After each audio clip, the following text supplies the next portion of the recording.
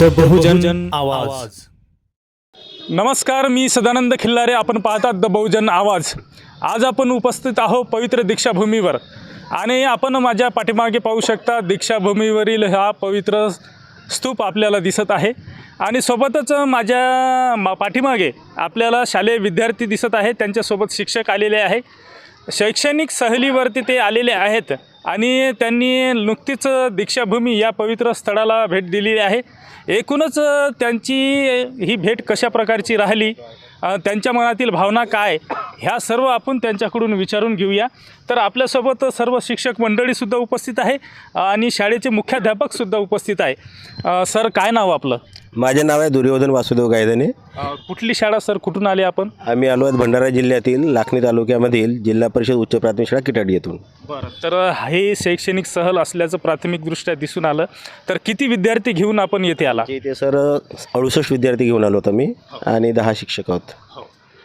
सोबत समितीचे पालकसुद्धा आहेत, समितीचे सदस्यसुद्धा आहेत आणि काही पालकसुद्धा आहेत. सोबतच काही शिक्षक वृंदसुद्धा दिसत आहे. आपण त्यांच्याशी सुद्धा बातचीत करूया. सर, आपलं नाव सांगा. माझं नाव आहे विवेक केशव कुमरे. आपण जसं सरांनी सांगितलं त्याप्रमाणे आपण विद्यार्थी घेऊन आला. तर काय भूमिका होती या मागची आणि विद्यार्थ्यांना दीक्षाभूमीबद्दल आपण काय माहिती दिली, मार्गदर्शन केलं, याविषयी सांगा. भारतरत्न डॉक्टर बाबासाहेब आंबेडकरांनी जिथं दीक्षा घेतली ते पवित्र स्थळ या पाहण्याची सर्व विद्यार्थ्यांची इच्छा होती की सर आम्हाला तुम्ही तिथं घेऊन चला, आम्हाला ते पाहायचं आहे की दीक्षा घेतलेलं ठिकाण कशा प्रकारचं आहे. तर म्हटलं बाळांनो, आपण शैक्षणिक सहलामध्ये ते बघून घेऊया.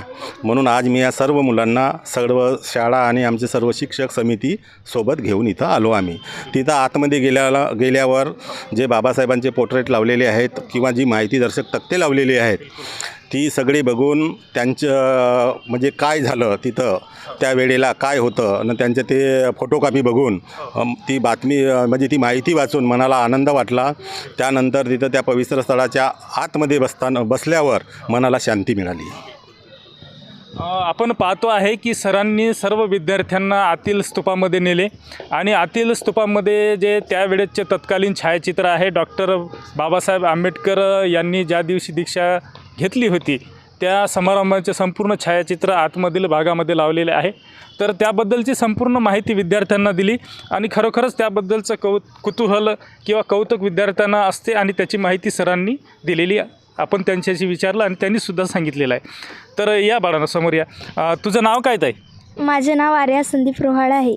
बरं, कोण्या वर्गात राहतं तू? कोण्या वर्गात आहे? मी 7व्या वर्गात आहे.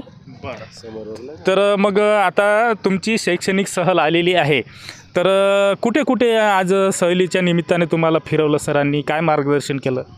सरांनी आम्हाला विमानतळ व गोरेवाडा झू येथे नेलं होतं. मग आता तुम्ही दीक्षाभूमीवर आल्या तर काय माहिती मिळाली तुम्हाला? काय सांगशील बाळा? आम्हाला डॉक्टर बाबासाहेब आंबेडकरांबद्दल खूप चांगली माहिती मिळाली. तर यांनी सांगितलं की शिक्षकांनी आम्हाला डॉक्टर बाबासाहेब आंबेडकर यांच्याबद्दल माहिती दिली आणि दीक्षाभूमी या पवित्र स्थळाबद्दलसुद्धा माहिती दिली. इतरही विद्यार्थिनी आहे. ये समोर बघा. तर काय नाव तुझं? माझे पूर्ण नाव किरण संजय खेडकर आहे. कोण्या वर्गात आहे तू? मी इत्ता 7वीत आहे. बरं, बघ आज तुम्ही दीक्षाभूमीला भेट दिली तर कसं वाटलं? तुमच्या मनातल्या भावना काय वाटत आहे दीक्षाभूमी पाहून? दीक्षाभूमी पाहिल्यावर खूप चांगले वाटत आहे. बरं, या आधी तुम्हाला दीक्षाभूमीबद्दल माहीत होतं का आणि डॉक्टर बाबासाहेब आंबेडकर यांच्याविषयी माहीत होतं का? नाही. तर विद्यार्थीसुद्धा आपल्यासोबत उपस्थित आहे. का नाव तुझं बाळा? मयूर मोहन लांजवार. कोण्या वर्गात आहे तू? 6वी. बरं, याआधी तुम्ही दीक्षाभूमीवर आले नव्हता तर याविषयीची माहिती होती का तुम्हाला या स्थळाविषयीची? नाही. डॉक्टर बाबासाहेब आंबेडकर यांच्याविषयी माहिती होती? थोडी होती.